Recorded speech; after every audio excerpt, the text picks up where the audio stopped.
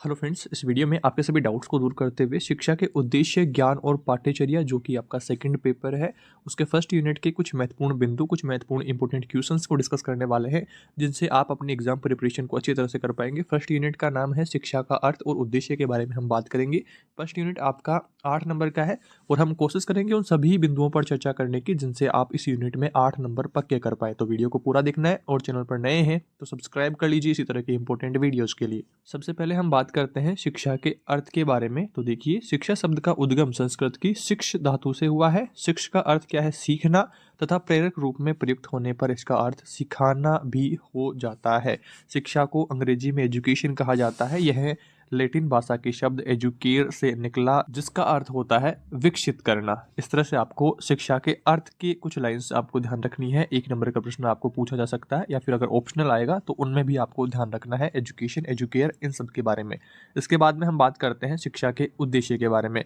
इसमें देखिए, व्यक्तित्व का विकास, दक्षता का विकास, आत्म प्रकाशन या फिर आत्म अभिव्यक्ति का बोध, सामाजिक जागरूकता एवं भागीदारी, नवीनता के प्रति स्वीकृति भाव, वैज्ञानिकता एवं बौद्धिकता को प्राथमिकता, सहयोग, त्याग, संयम तथा स्वाधिकार के मूल्यों का विकास, सहिष्णुता, सामंजस्य व अव्यवस्था के विरोध के साहस के गुणों का विकास, सुनागरिकता के दायित्वों का पालन, गतिशीलता एवं स्वदेशीय सक्रियता, राष्ट्र तथा मनुष्यता के प्रति आदर, प्रेम एवं जागरूकता। ये कुछ शिक्षा के उद्देश्य है, ये आपको ध्यान रखना है। इसके बाद में देखिए, शिक्षा की परिभाषा के रूप में आपको जॉन डेवी ने जो परिभाषा दी है उसको ध्यान में रखना है। जॉन डेवी ने कहा है कि शिक्षा अनुभवों की निरंतर पुनर्रचना के द्वारा जीने की प्रक्रिया है। यह व्यक्ति की उन सभी शक्तियों का विकास है जो उसे पर्यावरण को नियंत्रित करने और संभावनाओं को पूर्ण करने में उसे समर्थ बनाती है। ये परिभाषा जॉन डेवी के अनुसार दी गई है। शिक्षा की परिभाषा अगर आपको पूछी जाती है तो आपको इन लाइनों को ध्यान में रखना है। इसके बाद में आगे बढ़ते हैं और बात करते हैं शिक्षा और दर्शन में संबंध क्या है। इस बीच में देखिए, आपको शिक्षा और दर्शन का संबंध अभिन्न और अविच्छिन्न है। प्रसिद्ध शिक्षा शास्त्री रोस ने कहा है कि दर्शन और शिक्षा एक ही सिक्के के दो पहलू हैं, जो एक ही वस्तु के विभिन्न दृष्टिकोणों को प्रस्तुत करते हैं। शिक्षा जीवन का क्रियात्मक पक्ष है और दर्शन जीवन का विचारात्मक पक्ष है। शिक्षा जीवन का क्रियात्मक पक्ष है और दर्शन जो है विचारात्मक पक्ष है। ये आपको ध्यान रखना है। शिक्षा और दर्शन एक दूसरे के पूरक हैं। शिक्षा का उद्देश्य व्यवस्था तथा संगठन और शिक्षण विधियों का विकास समझने के लिए दार्शनिक विचारधाराओं का ज्ञान प्राप्त करना होता है। इस संबंध में फिशे ने कहा है, शिक्षा दर्शन की सहायता के बिना पूर्णतया और स्पष्टता को प्राप्त नहीं कर सकती है। इस संबंध में जेंटाइल ने कहा, शिक्षा दर्शन की सहायता के बिना उचित मार्ग पर अग्रसर नहीं हो सकती। पार्टाइज ने कहा है शिक्षा के बारे में कि गहन अर्थ में यह मानना उचित होगा कि जिस प्रकार से शिक्षा दर्शन पर आधारित है, उसी प्रकार दर्शन शिक्षा पर आधारित है। ये कुछ परिभाषाएं आपको इस संबंध में ध्यान रखनी है। इसके बाद में देखिए, शिक्षा और दर्शन में घनिष्ठ संबंध है। शिक्षा मानव जीवन के विकास का साधन है। परिस्थितियों के निर्माण में शिक्षा का विशेष हाथ है। दर्शन लक्ष्य का निर्माण करता है और शिक्षा उस लक्ष्य की पूर्ति के लिए साधन के रूप में कार्य करती है। शिक्षा में दर्शन की भूमिका को हम निम्नलिखित प्रकार से अभिव्यक्त कर सकते हैं, जैसे मार्गदर्शन करने से संबंधित, राजनीति को प्रभावित करने से संबंधित, उद्देश्य निर्धारण करने में भूमिका निभाने से संबंधित, और चौथा बिंदु है शिक्षा की आदर्श विधि एवं परिमाणों को स्पष्ट करने से संबंधित, प्रकट करने से संबंधित। इस तरह से आपको इन सभी बिंदुओं को ध्यान रखना है। इसके बाद में आगे बढ़ते हैं। अगला महत्वपूर्ण प्रश्न आता है, शिक्षा की आवश्यकता क्यों है। आवश्यकता के बारे में कई बार प्रश्न आया हुआ है। सेम टू सेम प्रश्न आपको पूछा जा सकता है कि शिक्षा की आवश्यकता क्यों है। तो आपको उसमें लिखना है कि जन्म से ही मानव की पहली समस्या स्वयं के परिवेश से अनुकूलित होने से होती है। वह स्वयं शिशु के रूप में पर निर्भर होता है, दूसरे पर निर्भर होता है। जैसे जैसे वह बढ़ता है वैसे वैसे उसे अन्य कई स्तरों पर अनुकूलन की आवश्यकता पड़ती है। यह अनुकूलन शीघ्र रूप से एवं बाधा रहित हो, इसके लिए शिक्षा की आवश्यकता है। शिक्षा में प्रकृति से सामंजस्य होने के साथ साथ स्वयं के संवेग, आवेग, कामना, प्रवृत्तियों एवं अभिलाषाओं से सामंजस्य अथवा अनुकूलन होना भी निहित है। यही कारण है कि शिक्षाविदों ने उपाधिमूलक शिक्षा की समयावधि सीमित माना है, किंतु अनुकूलन के अंतर्गत शिक्षा को जीवन पर्यंत माना गया है। ये कुछ बिंदु आपको यहाँ पर ध्यान रखना है। इसके बाद में बात करते हैं ज्ञान क्या है, ज्ञान का अर्थ और ज्ञान की प्रकृति के बारे में। ज्ञान शब्द ज्ञ धातु से बना है, जिसका अर्थ है जानना, बोध साक्षात अनुभव एवं प्रकाश से माना जाता है। सरल शब्दों में कहा जाए तो किसी वस्तु अथवा विषय के स्वरूप का जैसा वह है वैसा ही उसका अनुभव और उसका बोध होना ज्ञान है। ज्ञान एक प्रकार की मनोदशा है, ज्ञाता के मन में पैदा होने वाली एक प्रकार की हलचल है। हमारे मन में अनेक विचार आते हैं और हमारी खूब सारी मान्यताएं होती है जो हमारे मन में हलचल उत्पन्न करती है। मानवीय ज्ञान की पुख्ता समझ बनाने के लिए हमें कुछ अनिवार्य शर्तें निर्धारित करनी होगी, जैसे विश्वास की अनिवार्यता, विश्वास का सत्य होना और प्रामाणिकता का पर्याप्त आधार होना। ज्ञान को परखने अथवा उसे पूर्णता तक पहुंचाने की निम्नलिखित 5 कसौटियां होती है। पहली है निश्चितता, दूसरी है स्पष्टता, तीसरी है अबाधितता, चौथी है नवीनता और पांचवी है क्रिया साफल्य। और ज्ञान के मौलिक स्रोत हैं प्रत्यक्ष, अनुमान, उपमान और शब्द। इन छोटे बिंदुओं को भी आपको ध्यान रखना है कि ज्ञान के मौलिक स्रोत क्या है, एक नंबर का प्रश्न आ सकता है। या फिर ज्ञान को परखने की कसौटियां कौन कौन सी है, कसौटियां कितनी है, इस तरह से प्रश्न आ सकता है। एक नंबर के प्रश्न इस तरह से पूछे जा सकते हैं, इनको भी आपको ध्यान रखना है। आगे बढ़ते हैं और बात करते हैं ज्ञान को परखने की प्रमुख कसौटियों के बारे में। इस बारे में दोस्तों डिटेल में प्रश्न भी आपको पूछा जा सकता है, तो एक एक कसौटी के बारे में हम कुछ डिटेल्स को जानते हैं। और यहाँ पर दोस्तों पहली कसौटी आती है निश्चितता की। निश्चितता में देखिए, जो अनुभव हम प्राप्त करते हैं यदि वे अनिश्चित अर्थात रूप, सीमा, अवधि तथा स्थिति के अनुसार नहीं होते हैं तो वे ज्ञान का आधार या फिर रूप नहीं हो सकते हैं। जैसे उदाहरण के तौर पर हम बात करते हैं अंधेरे में किसी सफेद वस्तु का दिखाई देना। इस उदाहरण में सफेद वस्तु रूप, सीमा, अवधि व स्थिति के अनुसार अनिश्चित है। अभी तक हमें पता नहीं है कि वो सफेद वस्तु क्या है, किसी अनुभव में आ रही है और ऐसा अनुभव ज्ञात नहीं कहा जा सकता है। यह तभी कहा जा सकता है जब निश्चितता की शर्त पूरी कर ले, अर्थात अंधेरे में सफेद दिखाई देने वाली वस्तु अगर गाय है तो अमुक आकार प्रकार की है, अमुक स्थिति में है, ये अगर हमें पता लगेगा तभी हम उसकी निश्चितता को परख सकेंगे, निश्चितता का जो कसौटी है उसको पार कर सकेंगे। इसके बाद में दूसरी कसौटी आती है स्पष्टता की। हमें न केवल यह अनुभव होना चाहिए कि अंधेरे में दिखाई देने वाली वस्तु गाय है और वह अमुक रूप, उसकी स्थिति और अवधि में भी है, अपितु यह भी अनुभव होना चाहिए कि वह अन्य से भिन्न भी है। गाय के उदाहरण में पहली कसौटी के अनुसार यद्यपि सब कुछ निश्चित है किंतु यह स्पष्ट नहीं हुआ कि गाय के अतिरिक्त वहाँ जो कुछ है गाय उससे भिन्न है। जैसे गाय जहाँ स्थित है वहाँ यदि सफ़ेद दीवार या अन्य कोई सफ़ेद वस्तु हुई तो गाय के आकार प्रकार का सही अनुभव नहीं हो सकेगा और गलत अनुभव के कारण इसे ज्ञान नहीं कहा जा सकेगा। तो स्पष्टता भी जरूरी है, स्पष्टता की कसौटी भी पार करनी होती है। इसके बाद में तीसरी कसौटी आती है अबाधितता। इसका अर्थ यह है कि एक प्रकार के ज्ञान का अन्य प्रकार के ज्ञान से खंडन नहीं होना चाहिए। हमें आंख से जो देखा, कानों से जो सुना, जीभ से जो चखा और त्वचा से जो अनुभव किया उसमें सामंजस्य होना चाहिए। तो ये अबाधितता की कसौटी होती है। इसके बाद में चौथे नंबर पर आता है नवीनता की कसौटी। इसमें देखिए, ज्ञान को ज्ञान होने के लिए उसमें नवीनता होना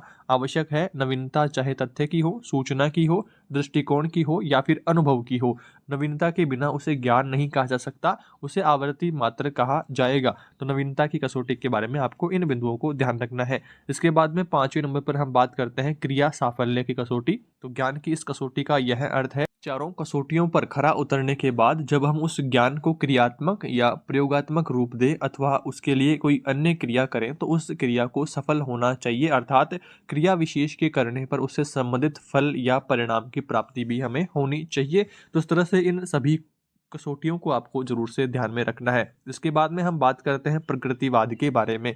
प्रकृतिवाद के बारे में भी दोस्तों कई बार प्रश्न आया है। सबसे पहले हम परिभाषा के बारे में बात करेंगे और उसके बाद में शिक्षा में इसका क्या उद्देश्य है उस बारे में बात करेंगे।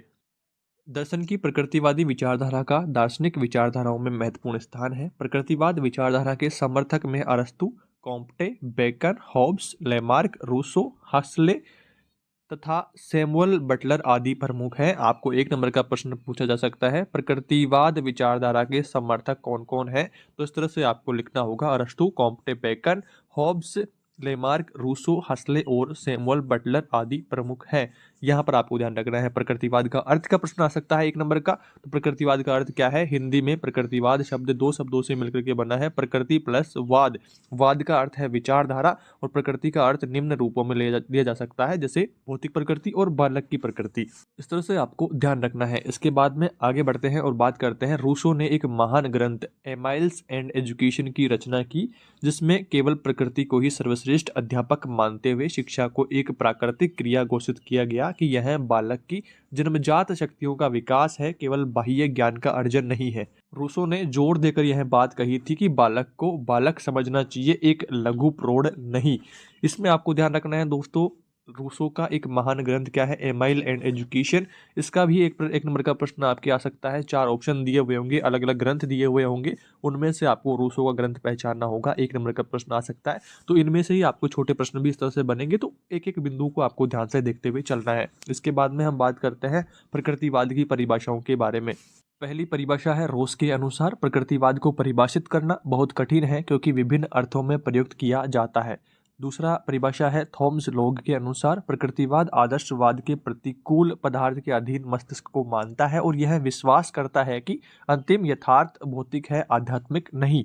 तीसरी परिभाषा है वार्ड के अनुसार, प्रकृतिवाद वह सिद्धांत है जो प्रकृति को ईश्वर से पृथक करता है, आत्मा को पदार्थ के अधीन करता है और अपरिवर्तनशील नियमों को सर्वोत्तम मानता है। चौथी परिभाषा है एडम्स के अनुसार। एडम्स के अनुसार लिखा है, प्रकृतिवाद को शिक्षा की उन प्रणालियों के लिए प्रयोग में लिया जाता है जो स्कूलों तथा पुस्तकों पर निर्भर नहीं है, अपितु विद्यार्थियों के वास्तविक जीवन को सीधे मार्ग पर डालती है। तो इस तरह से ये परिभाषाएं आपको ध्यान में रखनी है। और इसी तरह से 1 नंबर का प्रश्न आपको पूछ सकता है, प्रकृतिवाद के प्रकार बताइए। तो यहाँ पर 3 प्रकार आपको ध्यान रखना है, भौतिक पदार्थवाद प्रकृतिवाद, और दूसरा है यंत्रवादी प्रकृतिवाद, और तीसरा है जैविक प्रकृतिवाद। 1 नंबर का प्रश्न आ सकता है कि प्रकृतिवाद के प्रकार बताइए, तो 3 प्रकार आपको बता देने हैं, ये भी ध्यान रखना है। इसके बाद में बात करते हैं आदर्शवाद के बारे में। तो आदर्शवाद प्राचीनतम विचारधारा है, पाश्चात्य देशों में आदर्शवाद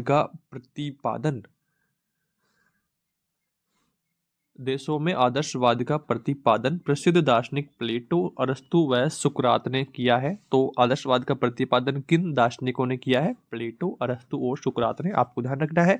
और शिक्षा में आदर्शवादी विचारधारा के प्रवर्तकों में कोमेनियस, पेस्टोलॉजी तथा फ्रोबेल प्रमुख है। आदर्शवादी विचारधारा शिक्षा में किन प्रवर्तकों ने करी, वो सब आपको ध्यान रखना है। 3 नाम, कोमेनियस, पेस्टोलॉजी और फ्रोबेल। भारतीय दार्शनिकों में महात्मा गांधी, स्वामी विवेकानंद, महर्षि अरविंद तथा रविंद्रनाथ टैगोर गणना की जाती है इन सब की। तो इन सब के बारे में आपको जरूर से ध्यान रखना है, 1 नंबर का प्रश्न आपके अलग अलग पूछा जा सकता है। इसके बाद में हम बात करते हैं आदर्शवाद की परिभाषाओं के बारे में। 2 परिभाषाएं यहाँ पर महत्वपूर्ण दी गई है। DM दत्ता के अनुसार आदर्शवाद वह सिद्धांत है जो अंतिम सत्ता आध्यात्मिक मानता है। दूसरी परिभाषा है JS रोस के अनुसार, आदर्शवादी दर्शन के बहुत से और विविध रूप हैं, परंतु उन सब का आधारभूत तत्व यही है कि संसार का उत्पादन कारण मन और आत्मा है तथा वास्तविक स्वरूप मानसिक स्वरूप है। इस तरह से परिभाषाएं ध्यान रखनी है।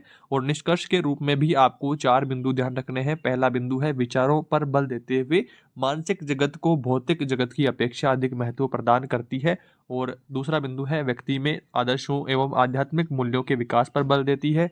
तीसरा बिंदु है भौतिक संसार को आध्यात्मिक जगत की अभिव्यक्ति मानती है। और चौथा बिंदु है जीवन का अंतिम उद्देश्य स्वानुभूति को मानती है। तो इस तरह से हमने यहाँ पर आदर्शवादी विचारधारा के बारे में बात कर ली है। अब हम बात करते हैं प्रयोजनवाद या फिर व्यवहारिकतावाद। प्रयोजनवाद लिखा हुआ है तब भी यही आपको ध्यान रखना है, और अगर व्यवहारिकतावाद लिखा हुआ है तब भी आपको एक ही बात माननी है। दोनों एक दूसरे के पर्यायवाची आप इन्हें कह सकते हैं। प्रयोजनवाद तथा शिक्षा में घनिष्ठ संबंध है। ऐसा इसलिए है कि प्रयोजनवाद परिवर्तन में विश्वास रखता है और हमारा आधुनिक समाज परिवर्तनशील है। इसमें यह दार्शनिक सिद्धांत नहीं अपनाया जाता है और केवल बालक को दृष्टि में रख करके उसे शिक्षा दी जाए। प्रयोजनवाद के अनुसार शिक्षा के उद्देश्य, पहला है शिक्षा के उद्देश्य अधिक शिक्षा, दूसरा है व्यक्ति का सामंजस्यपूर्ण विकास, तीसरा है मानव कल्याण के लिए शिक्षा, चौथा बिंदु है गतिशील तथा लचीले मस्तिष्क का विकास, पांचवा बिंदु है मूल्य निर्माण, और छठा बिंदु है सामाजिक कुशलता। यह आपको ध्यान रखना है प्रयोजनवाद के अनुसार शिक्षा के उद्देश्यों के बारे में। प्रयोजनवाद पर शिक्षा का क्या प्रभाव पड़ा, ये भी प्रश्न कई बार आया हुआ है, तो आपको ध्यान रखना है कि शिक्षा पर इसका गहरा प्रभाव पड़ा। इसके अनुसार शिक्षा में कई परिवर्तन आए। विद्यालयों में विद्यार्थियों के लिए परिषद की व्यवस्था व्यवहारिकतावाद की देन है, किंतु व्यवहारिकतावाद की त्रुटियों की ओर ध्यान न देना अव्यवहारिक होगा। पहली तो यह है कि व्यवहारिकतावाद उपयोगिता को सत्य की कसौटी मानता है, किंतु अमुक वस्तु या फिर गुण हमारे लिए उपयोगी है या नहीं है, इसकी कसौटी का निर्धारण कौन करेगा, इस बारे में कंफर्म जानकारी नहीं है। तो ये सवाल खड़ा होता है। दूसरी बात यह है कि सत्य को सदैव निर्मित होने वाला मानने के कारण व्यवहारिकतावाद सत्य को सत्य नहीं कह सकता, क्योंकि वह परिवर्तनशील हो जाता है। ये भी यहाँ पर बात अटकती है। तीसरी बात यह है कि शिक्षा के संबंध में पहले से कुछ निर्धारित नहीं किया जा सकता। और आगे देखिए, शिक्षण विधि, पाठ्यक्रम, प्रबंधन आदि का निर्धारण कुछ स्थिर सिद्धांतों, मूल्य व नीति के बिना संभव नहीं है।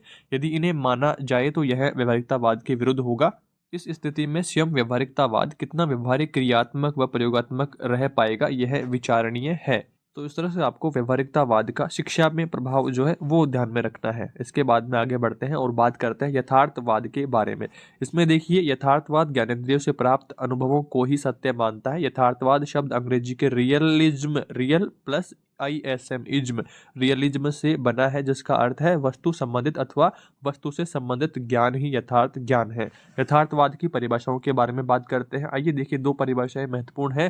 पहला आपको ध्यान रखना है, कॉटर गुड के अनुसार यथार्थवाद वह सिद्धांत है जिसके अनुसार वस्तुगत वास्तविकता अर्थात भौतिक जगत चेतन मन से स्वतंत्र रूप में अस्तित्व रखता है। उसकी प्रकृति तथा उसके गुण उसके ज्ञान से ही मालूम होते हैं। दूसरी परिभाषा है JS रोस के अनुसार, यथार्थवाद इस बात पर बल देता है कि जिन वस्तुओं का हम प्रत्यक्ष में अनुभव करते हैं उनके पीछे तथा उनसे संबंधित वस्तुओं का वास्तविक ज्ञान है। इस तरह से आपको दो परिभाषाएं ध्यान रखनी है। और आगे हम बात करते हैं यथार्थवादी शिक्षा के उद्देश्यों के बारे में। इसमें देखिए, पहला उद्देश्य है बालक को एक सुखी तथा सफल जीवन के लिए तैयार करना। दूसरा उद्देश्य है बालक को वास्तविक जीवन के लिए तैयार करना। तीसरा उद्देश्य है बालक की शारीरिक तथा मानसिक शक्तियों का विकास करना। चौथा उद्देश्य है ज्ञानेंद्रियों का विकास करना एवं उनको प्रशिक्षण देना। और पांचवा उद्देश्य है बालक को प्रकृति तथा सामाजिक वातावरण से परिचित करवाना। और छठा उद्देश्य है व्यावसायिक शिक्षा देना। तो इस तरह से यथार्थवादी शिक्षा के उद्देश्य आपको ध्यान रखना है। इन 6 बिंदुओं को आपको ध्यान रखना है। इस वीडियो में दोस्तों हमने फर्स्ट यूनिट आपका शिक्षा के अर्थ और उद्देश्य के महत्वपूर्ण सभी बिंदुओं को डिस्कस कर लिया है। उम्मीद करता हूं आपके सारे डाउट्स इस वीडियो में दूर हो गए हैं। फिर भी आपका कोई डाउट रहता है, आपकी कोई भी समस्याएं रहती है, कमेंट करके जरूर बताइए। चैनल पर नए हैं तो सब्सक्राइब कर लीजिए इसी तरह के इंपॉर्टेंट वीडियोज़ के लिए। जल्दी मिलेंगे अगले यूनिट के साथ। Thank you for watching this video.